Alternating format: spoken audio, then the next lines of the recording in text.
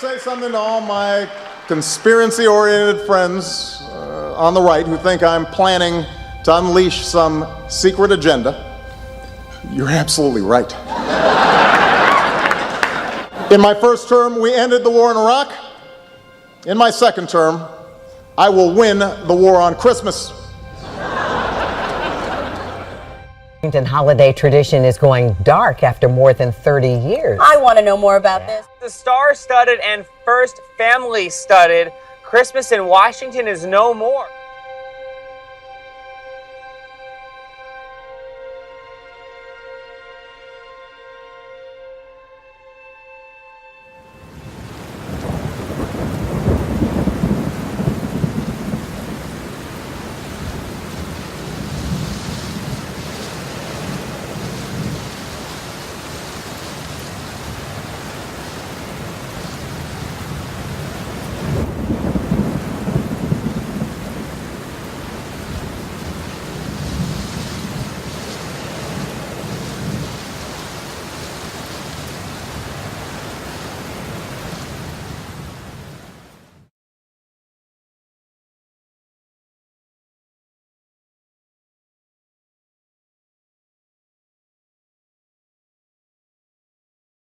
This mass shooting comes just days after a gunman killed 3 people in a Colorado Planned Parenthood clinic. 375 people have died in mass shootings. That's this year alone. But those shootings were all by lone gunmen who were either then killed by police or their own gun or taken into custody. Today's mass shooting is something new. This is different. This is now an organized, multiple offenders, mission-oriented shooting with maximum lethality being the goal. That's different from anything that we've seen before, more in line with what we saw in Paris. Last June, we led this broadcast with the church shooting in Charleston, South Carolina, and now we have led the broadcast with a mass shooting on average once every 4 weeks since then. Oh my gosh.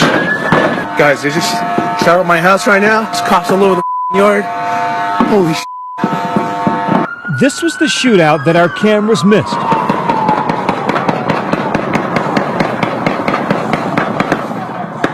One neighbor out in the front yard, and another crouching down in his garage. The suspect's family in disbelief. And to remember that our Islamic brothers and sisters are not at fault here. This certainly is not about the Muslim faith. We stand together, Muslims, Christians, Jews, people of all faiths. On this last leg of his Africa tour, Pope Francis made his first trip to an active war zone today. He arrived in the Central African Republic, a country swept up in violence. It took a fair bit of strength for tens of thousands of faithful to make their way into a field for the Mass at Nairobi University. That persistent rain turned into a quagmire.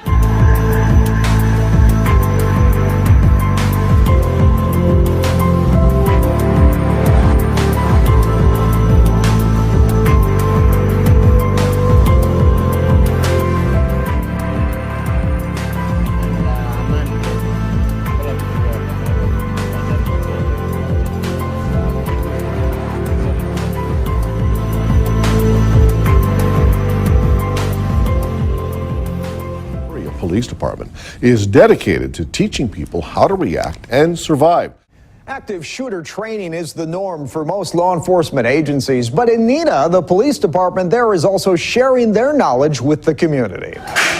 The bullets may be fake and the bad guy a good-natured cop, but the intensity very real every time Neenah police hold active shooter training in their community. This time it was San Bernardino. Next time, I don't know where it's going to be, but we know the pattern and we know that these things happen.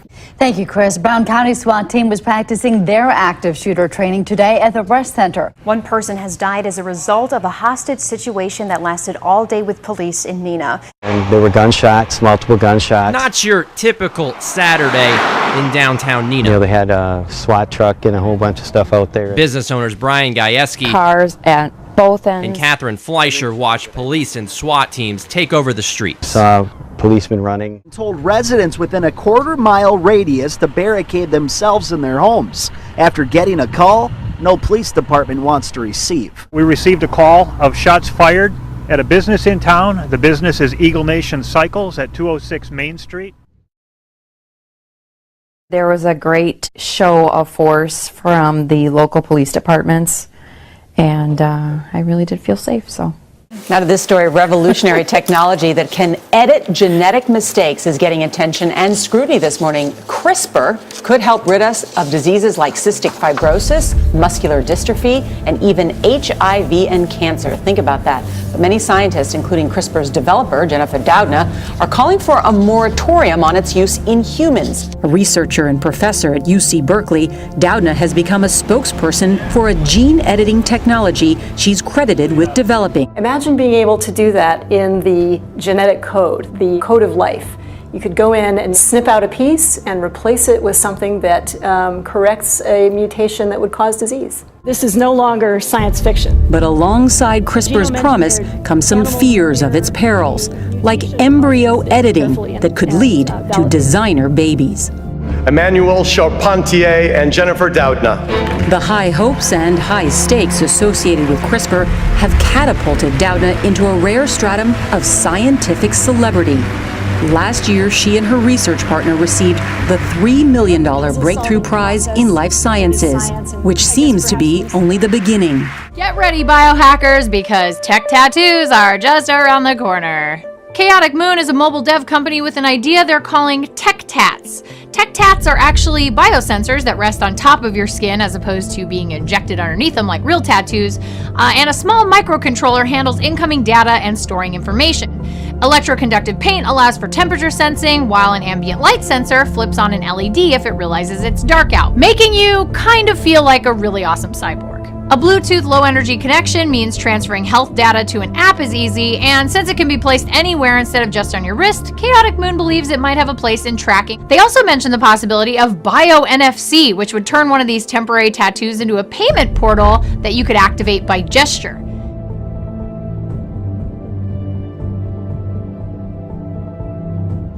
You're paying for other people to steal, and it's costing billions. Now, a retired police major thinks he has a unique way to fight it. Here's Fox 2's Chris Hayes with the technology that could stop shoplifters before they strike.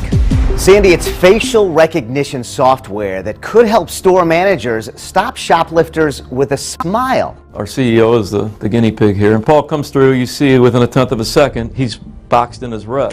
Spies says the facial recognition for retailers would work best as a shared network. Local police agencies are expanding the use of facial recognition cameras. More than twice as many devices have been deployed countywide compared to 1 year ago.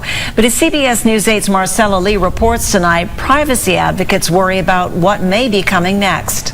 The thing that I worry about is facial recognition becomes like automatic license plate readers, that everywhere you go, there are cameras that are able to track where you're moving because they're able to identify your face. So far, that hasn't happened, but new technology is emerging. So some of the other technologies to keep an eye out for are iris scanning. That's a big one. We've also seen the Department of Homeland Security develop a tattoo recognition app.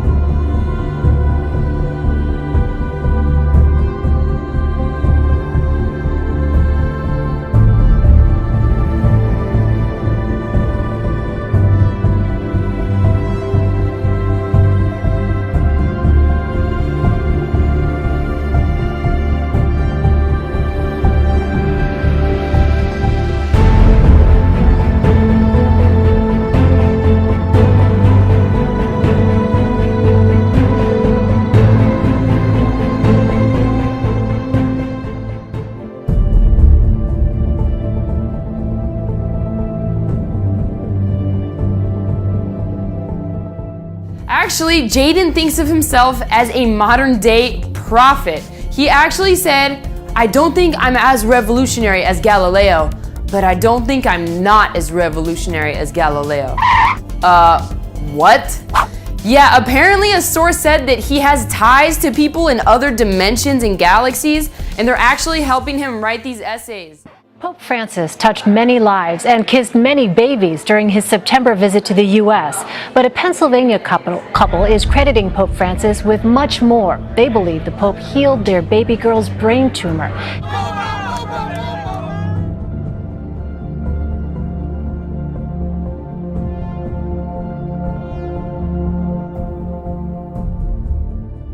They're calling it a Thanksgiving miracle. The parents of a 3-month-old Batavia girl say a divine hand cured their daughter. And doctors at Children's Hospital who saw a tumor on scans found nothing when they went in for a biopsy. So after taking Paisley to her pediatrician about a month ago, he suggested a scan just to be on the safe side. Those scans showed some kind of mass on her left temple near the base of her brain. And it was Monday when doctors at Children's downtown wanted to do a biopsy. The Hatfields say all the while they had friends, family, and people all across the country praying for little Paisley. As soon as he come in and he sat down, he was just shaking his head. He was like, your prayers must have worked. He said, because when I went in there to get that biopsy, he said nothing was there. A statement today from the hospital said, quote, doctors at Children's had expected the worst, a malignant tumor. But when surgeons reached the spot where the suspected tumor was visible on the scan, they found nothing. So could it have been a problem with the scans?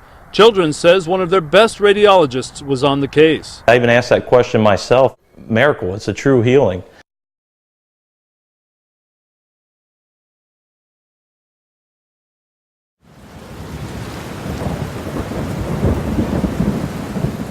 Lots of things happening.